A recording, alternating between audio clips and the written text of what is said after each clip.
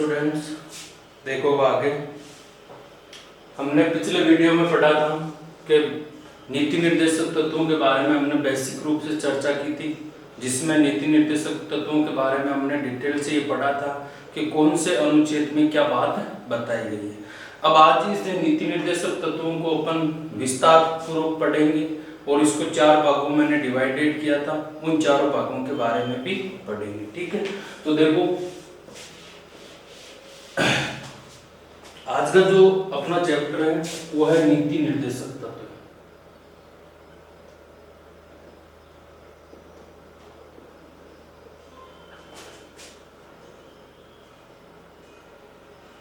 अब देखो directive principles of state policy. ठीक है, अब देखो इसमें नीति निर्देशक तत्व है, इनके बारे में हमने पहले भी थोड़ी बहुत चर्चा या पूरा लगभग हम पढ़ चुके थे, मतलब याद करने की दृष्टि से कि हमें किस प्रकार से याद रखना चाहिए। पिछले वीडियो में आपको डिटेल इसकी दी हुई है, तो एक बार जो बच्चे नया देख रहे हैं वो एक बार पिछला वीडियो भी जरूर देखें, जिसमें मौलिक अधिकार और नीति निर्देशक तत्व इनको बेसिक तौर पर बताया गया है। ठीक है, अब देखो इसमें आगे अपन बात करते हैं नीति निर्देशक तत्व। ठीक है, तो सबसे पहली चीज तो मैंने इसका सबसे पहला जो भाग बताया था वो के बताया था। अब के भाग में मैंने क्या बताया था वो अपन को ध्यान रखना। ठीक है, तो इसमें मैंने आपको किस प्रकार से बताया था तो वो चीज भी इसमें आपको ध्यान रखना है। तो वो है पहला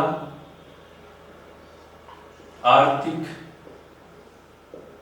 सुरक्षा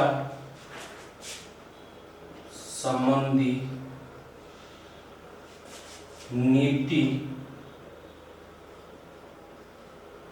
निर्देशक तत्व। कहने का मतलब ये हुआ कि जो आर्थिक सुरक्षा संबंधी नीति निर्देशक तत्व है इनको अपन को विशेष तौर से पढ़ना है। कई बार आपके सीधे रूप से ऐसा क्वेश्चन आ सकता है कि भाई आर्थिक सुरक्षा संबंधी नीति निर्देशक तत्व कौन कौन से, उनकी विस्तृत व्याख्या करो। तो ये बड़ा 6 नंबर का क्वेश्चन भी बन सकता है।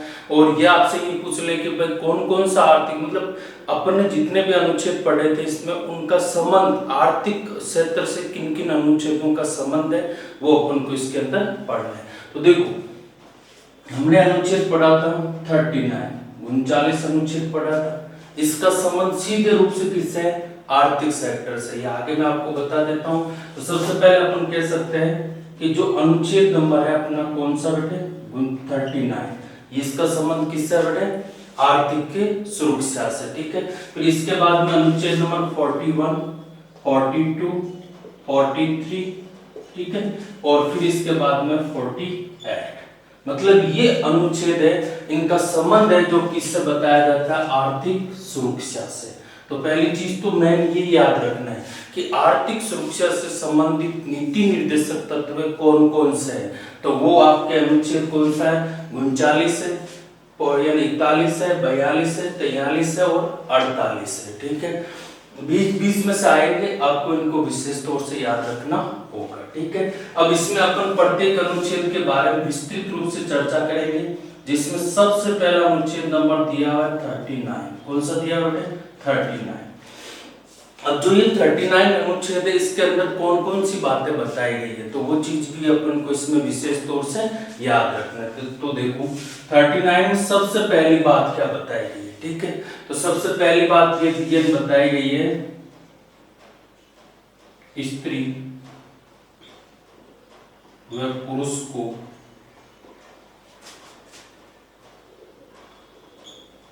जीविका की साधनों को राज्य के द्वारा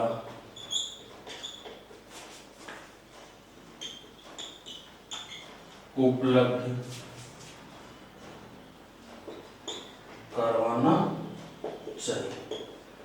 तो देखो सबसे पहली बात क्या बताई कि स्त्री पुरुष को जीविका की, मतलब जो अपनी आजीविका चलाने के लिए उनके साधनों को राज्य के द्वारा उपलब्ध करवाना, ये भी सबसे बड़ी बात किसमें बताई गई, आपके अनुच्छेद नंबर 39 में करवाना चाहिए। ठीक है, तो पहली चीज तो ये याद रखना है इसके अंदर। दूसरी चीज क्या बताई गई है, भौतिक संपत्ति का वितरण इस प्रकार से करना चाहिए,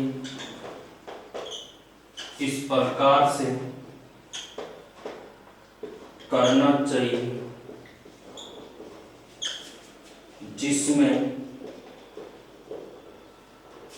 सामूहिक हित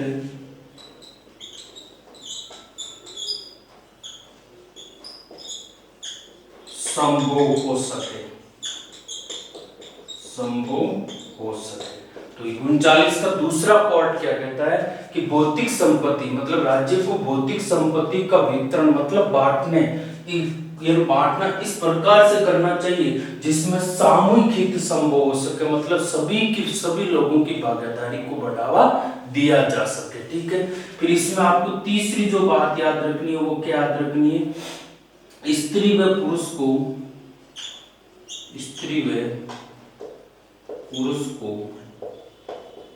समान कार्य के लिए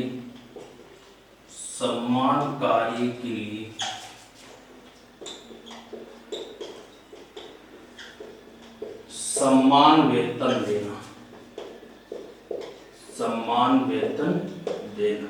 कहने का मतलब है कि जो तीसरी बात है वो क्या है, स्त्री व पुरुष को समान कार्य के लिए क्या मिलना चाहिए, सम्मान वेतन मिलना चाहिए। ये बात भी आपको इसमें याद रखनी। ठीक है, चौथी बात इसमें क्या बताई गई है, इसमें क्या आ गया, भौतिक संपत्ति आ गई। तो इसमें अगली जो स्थिति है वो आपको क्या याद रखना है, उत्पादन एवं संपत्ति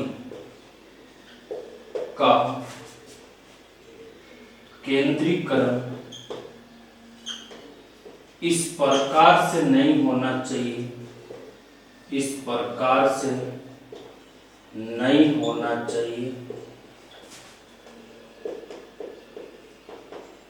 जो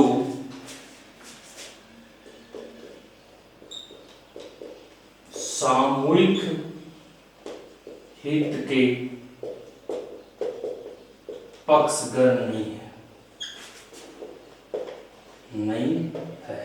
तो ये भी अपन को इसमें क्या याद रखना बेटे, ध्यान। तो मुख्य रूप से आपको बातें कितनी याद रखनी है, 4 बातें हुई है। अब 1-2 बात और भी बाकी है, तो देखो मैं एक बार वापस समझा देता हूँ इन चीजों को। तो सबसे पहली चीज अनुच्छेद नंबर कौन सा पढ़ रहे हैं, 39 में सबसे पहली लाइन क्या बताई है कि स्त्री पुरुष को जीविका के साधनों को राज्य के द्वारा उपलब्ध करवाना चाहिए। कहने का मतलब ये हुआ कि यदि राज्य सरकार अपन को ऐसी स्थितियां प्रदान करेगा तभी लोग रोजगार के अवसरों का सृजन करेगा, तभी स्त्री और पुरुष समान रूप से अपनी जीविका के साधन जुटा पाएंगे। ठीक है, दूसरी भौतिक संपत्ति होती है मतलब जो सरकारी क्षेत्र की संपत्ति होती है उसका वितरण इस प्रकार से करना चाहिए, सरकार को मतलब बांटना इस प्रकार से चाहिए जिसमें सभी लोगों को क्या हो सके बेटे, हित संभव हो सके। तीसरी बात क्या है, स्त्री और पुरुष को सम्मान कार्य के लिए क्या मिलना चाहिए, सम्मान वेतन। जैसे हमारे सरकार में जैसे मान लो कि पुरुष कलरक की पोस्ट पर है, महिला भी कलरक की है,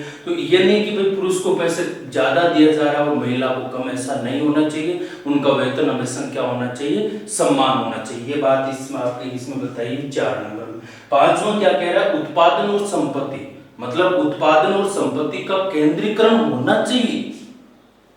यह तो बात फिक्स ही है, लेकिन इस प्रकार से भी नहीं होना चाहिए कि वो सामूहिक हित के पक्षधर नहीं। तो ये भी चीज अपन को ध्यान में, सामूहिक हित होना भी उसमें क्या होता है बेटे, जरूरी होता है। यानी कि पूरी चीज का आपको केंद्रीकरण करना चाहिए। तो एक वर्ड है आपके सामने केंद्रीकरण, और एक इसी प्रकार से होता है आपके विकेंद्रीकरण। तो इन दोनों वर्ड को मैं यहाँ पे क्लियर करवा देता हूँ। तो एक तो वर्ड कौन सा बेटे, केंद्रीकरण, और एक है आपके विकेंद्रीकरण। केंद्रीकरण का मतलब है कि पूरी शक्तियां केंद्र के पास होना, वो हमेशा क्या कहलाता है, केंद्रीकरण। और यह ना विकेंद्रीकरण का मतलब है जिसमें शक्तियों का क्या हो जाए, बंटवारा। क्या हमारे देश में ये प्रक्रिया है? बिल्कुल हमारे देश में विकेंद्रीकरण है, लेकिन अधिकांश रूप से जो शक्तियां वो किसके पास में दी गई है, केंद्र के पास में दी गई। जैसे हमने अब मैंने आपको पहले भी आगे भी बताऊंगा, वो पहले भी बताया भी है कि जो हमारे शक्तियों का बंटवारा वो 3 आधार पर होता है। 3 आधार कौन कौन से? सबसे पहला आधार है उसे बोलते हैं समसूची। क्या बोलते हैं? समसूची। दूसरा जो आधार होता है उसे बोलते हैं राज्य सूची, और तीसरा जो आधार होता है उसे अपन क्या बोलते हैं? समवर्ती सूची। क्या बोलते हैं? समवर्ती सूची। तो मतलब सूची का मतलब है विषय, तो इसके आधार पर शक्तियों का बंटवारा किया गया। मतलब कुछ शक्तियां केंद्र के पास है, कुछ राज्य के पास है, कुछ ऐसी शक्तियां हैं जो केंद्र और राज्य दोनों मिक्स में है, लेकिन अंतिम शक्ति किसके पास है? केंद्र के पास में। तो ये एक प्रकार से इसमें बताया गया कि केंद्रीकरण होना चाहिए, लेकिन इतना भी नहीं होना चाहिए कि वो हमारे हित में न हो। ठीक है, तो ये बात भी आपको इसमें ध्यान रखना है। अब अगला इसमें 5 नंबर क्या बता रहा है? श्रमिक पुरुष एवं महिला की स्वास्थ्य एवं बालकों की सुकुमार अवस्था का राज्य को ध्यान रखना चाहिए। ध्यान रखना चाहिए मतलब ये अगली जो पॉइंट बताया वो क्या बताया कि श्रमिक जितनी भी हमारे देश में श्रमिक पुरुष और महिलाएं हैं उनके स्वास्थ्य और बालकों की जो सुकुमार अवस्था है, मतलब जो बाल्यकाल की अवस्था है, उस अवस्था को भी ध्यान में रखना चाहिए। उनको एक अच्छा मतलब माहौल प्रकट करना चाहिए राज्य सरकार के द्वारा। उनके जैसे बालकों के लिए शिक्षा की व्यवस्था करनी चाहिए, स्कूलों के अंदर मिड डे मील की व्यवस्था करनी चाहिए। तो ये जो बातें हैं ये भी आपके अनुच्छेद नंबर किसमें आता है? 39 में। तो 39 अनुच्छेदों में केवल आपको ये इतनी बातें याद रखना। कई बार पूछ लिया जाता है कि आर्थिक क्षेत्र से संबंधित अनुच्छेद 39 की व्याख्या करो। क्वेश्चन कैसे बनेगा कि अनुच्छेद आर्थिक क्षेत्र से संबंधित अनुच्छेद 39 की क्या करनी है? व्याख्या। ये सबसे बड़ा क्वेश्चन यही बनता है, तो एक बार इसको नोट कर लो या स्क्रीनशॉट लेकर आप बाद में भी इसको नोट कर सकते हो। तो ये अपन को प्रक्रिया इसमें 5 पॉइंट आपको विशेष तौर से याद रखना है तो रह जाएंगे। ठीक है, अब इसके बाद में अगली चीज अपन के पास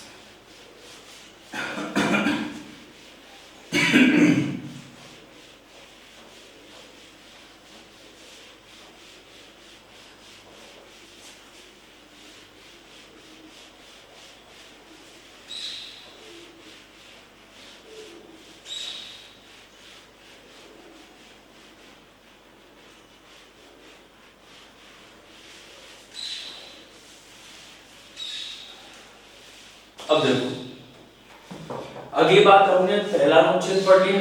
दूसरा इसमें अनुच्छेद कौन सा दिया है? दूसरा दिया है अनुच्छेद नंबर 41।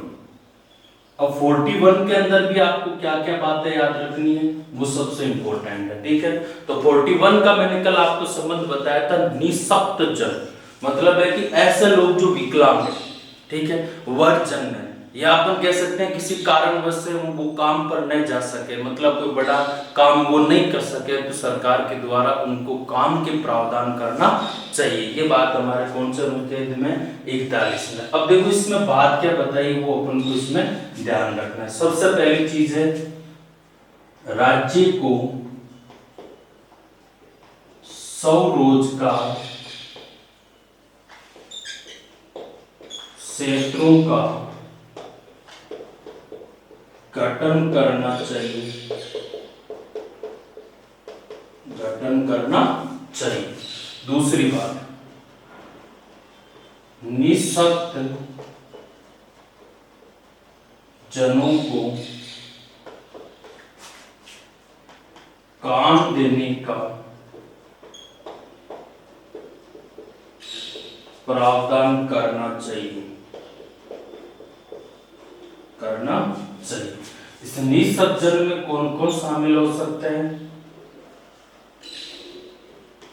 विकलांग, बेकार,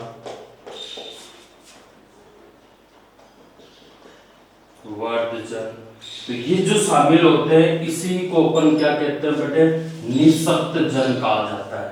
तो ये बात छोटी सी है आपके अनुच्छेद नंबर किसकी बेटे? 41 की। तो 41 अनुच्छेद में आप क्या याद रखोगे कि इस राज्य को स्वरोजगार क्षेत्रों का गठन करना चाहिए ताकि कोई भी व्यक्ति अपने घर पर रहकर या अपना खुद का बिजनेस करके और अपने घर का जो आजीविका के साधन है वो जुटा पाए। और दूसरी इसमें बात क्या बताई, निःशक्त जनों को काम देने का क्या होना चाहिए, प्रावधान। निःशक्त जन कौन से होते हैं बेटे, तो वो होते हैं विकलांग, बेकार और या वर्जन कह सकते हैं, मतलब ऐसे लोग जो काम करने में सक्षम नहीं है। क्या सर ऐसी योजना हमारे देश में अभी चल रही है? बिल्कुल चल रही है, और उस योजना का नाम है नरेगा। क्या नाम है बेटे? मनरेगा जो योजना चल रही है हमारी, वो ऐसे लोगों को ही रोजगार देने के लिए बनाई गई है, ठीक है। लेकिन वो चीज अपन सब जाते हैं उसमें, तो ये चीज अपन को इसमें ध्यान रखना। तो ऐसी योजना सरकार राज्य को बार बार बनानी चाहिए। अब आपके दिमाग में एक चीज आई होगी कि मैं बार बार राज्य राज्य बोल रहा हूँ, मैंने देश कहीं नहीं बोला था, मैंने क्या बोला था, राज्य। तो देखो बेटे एक मैं चीज यहाँ पे क्लियर कर देता हूँ, कभी भी कंफ्यूजन मत होना कि पॉलिटिकल साइंस के अंदर जो राज्य होता है ना वही देश होता है, ये ध्यान रख लेना। राज्य है वही क्या बेटे, देश है। अब चाहे मैं राज्य का नाम लूं और चाहे मैं देश का नाम लूं तो वो एक ही होता है। केवल किस में होता है बेटे, पॉलिटिकल साइंस में, राजनीतिक विज्ञान में अपन इसको केवल किस रूप में परिभाषित कर सकते हैं, राज्य के रूप में, क्योंकि साइंस में देश को राज्य ही बोला यानी पॉलिटिकल साइंस में राज्य ही बोला जाता है। तो ये भी चीज अपन को ध्यान रखना, छोटा सा कहिए तो याद रह जाएगा। राज्य को स्वरोजगार क्षेत्रों का गठन करना चाहिए, निःशक्त जनों को काम देने का प्रावधान करना चाहिए। दो बात याद रखनी, ठीक है। अगला देखो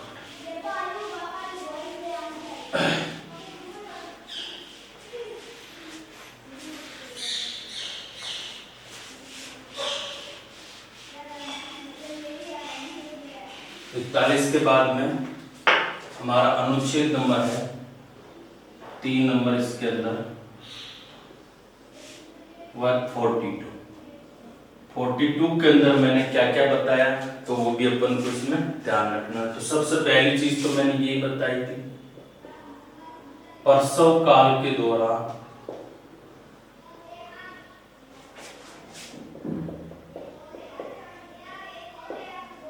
महिला को सवैतनिक अवकाश,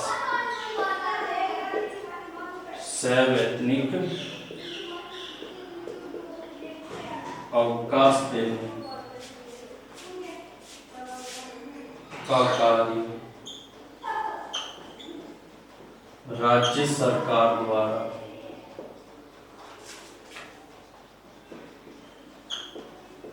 करना चाहिए। तो देखो इसमें आगे जो बात बताई है वो क्या है कि प्रसव काल के दौरान महिलाओं को सवैतनिक अवकाश देने का कार्य राज्य सरकार द्वारा करना चाहिए, ये निर्देश दे रहा है। तो ये चीज भी अपन को किस में याद रखना है, 42 में। और इसी के अंदर आप याद रख सकते हो बालकों को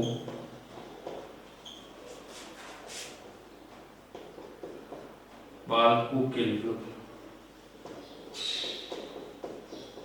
पोषण स्तर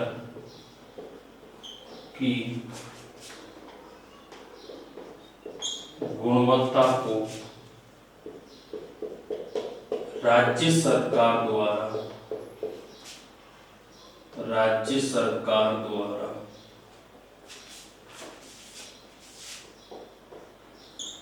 समय समय पर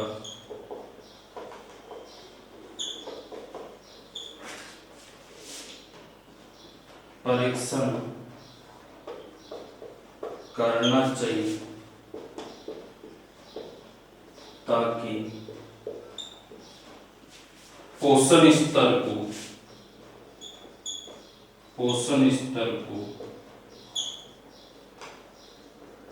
सुधारा जा सके। मतलब कहने का है कि जब महिला के बालक है तो उस बालक के पोषण स्तर की गुणवत्ता को राज्य सरकार द्वारा समय समय पर मतलब परीक्षण या अपन कह सकते हैं जांच करना चाहिए।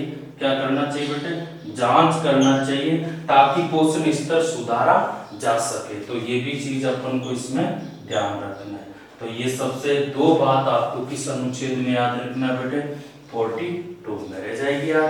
तो 42 में कौन कौन सी बातें याद रखोगे कि सबसे पहली बात क्या बताई गई है बेटे, प्रसव काल के दौरान महिला को सवैतनिक अवकाश देना चाहिए। वर्ड आया सवैतनिक, सवैतनिक का मतलब है वेतन के साथ। आनी है कि भाई घर भेजते हुए कि 6 महीना जाया 8 महीना जाया कोई पैसा को नहीं, तो वो वेतन सरकार के द्वारा मान्य नहीं होगा। इनको इस प्रकार का वेतन देना चाहिए ताकि उनमें अपने घर का खर्चा चला सके, या अपन कह सकते हैं जितना वेतन मिले उतना देना चाहिए। ठीक है, तो ये बात तो आपको किसमें भी है, प्रसव काल के दौरान।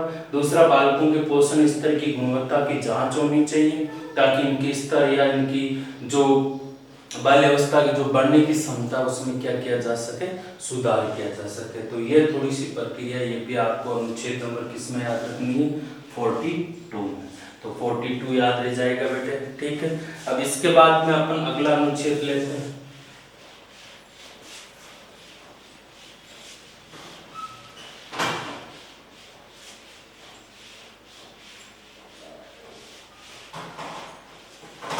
आपके अगला अनुच्छेद दिया हुआ है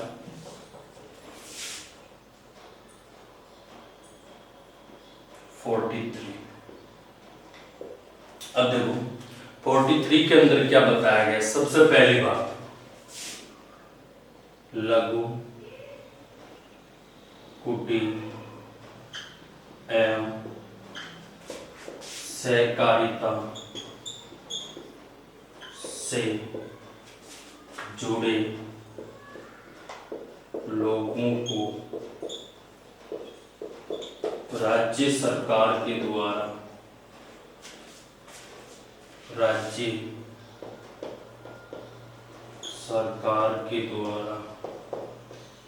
प्रोत्साहन देना चाहिए,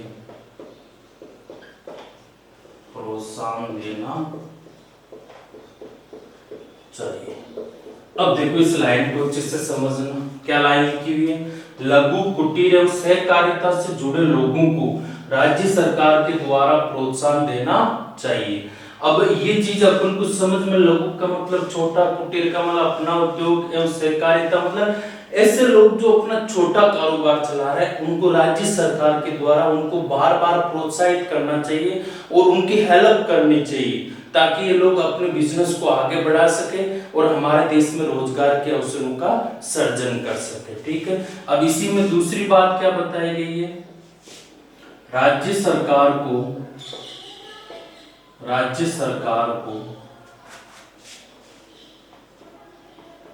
रोजगार की अवसर उपलब्ध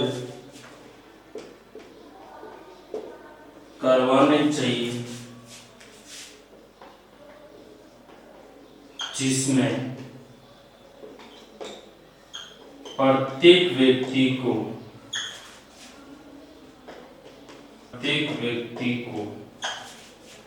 योग्यता के अनुसार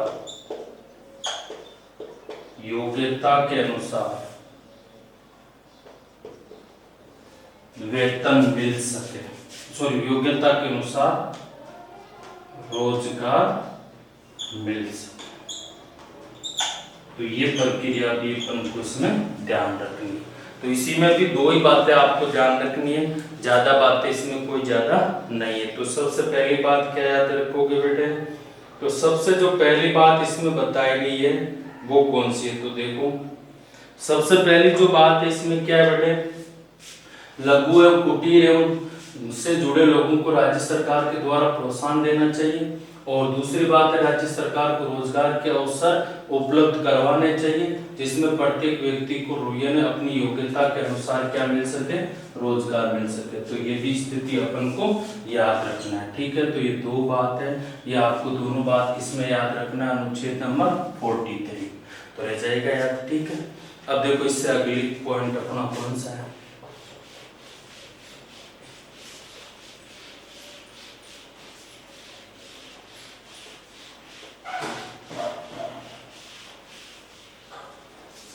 इसके बाद में अनुच्छेद नंबर है अपना 48।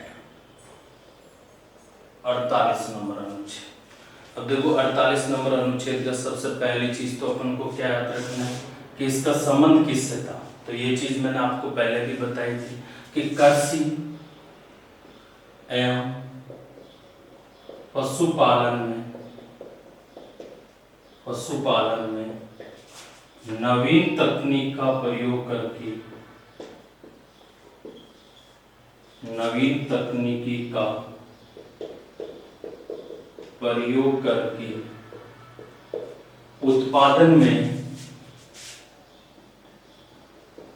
उत्पादन में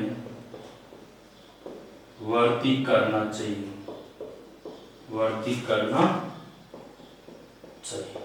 तो ये भी स्थिति आपको किसमें याद रखना है, अनुच्छेद नंबर 48 में, कि कृषि एवं पशुपालन में नवीन तकनीकी का प्रयोग करके उत्पादन में क्या करना चाहिए बेटे, वृद्धि करना चाहिए। तो ये बात भी याद रखनी है। दूसरी बात, कृषि एवं पशुपालन संबंधी चिकित्सा सुविधा, इसमें केवल ये है, पशुपालन संबंधी चिकित्सा व्यवस्था राज्य के द्वारा